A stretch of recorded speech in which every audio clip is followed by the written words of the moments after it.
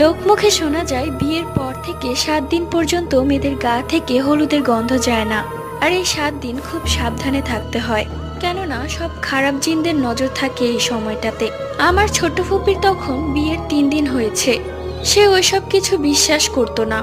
তো বিয়ের 3 দিনের দিন সে গোসল করে তার কাপড়গুলো ছাদে শুকাতে দিতে যায়।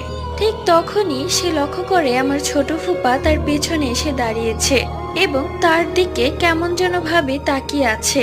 এটা দেখে ফুপি একটু লজ্জা পেয়ে যায় এবং লজ্জা পেয়ে নিচে নেমে আসে।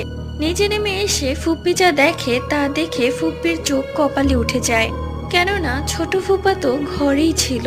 ছোট ফুপা ফুপিকে জিজ্ঞেস করে, কি গো, এত দেরি হলো কেন? আমি তো এক্ষুনি তোমাকে ডাকতে যেতে চেয়েছিলাম, কিন্তু তুমি চলে এলে। ছোট ফুপি আর কিছু বলতে পারে না, সেখানেই অজ্ঞান হয়ে পড়ে যায়। আদৌ কি সেটা আমার ছোট ফুপা ছিল নাকি অন্য কেউ?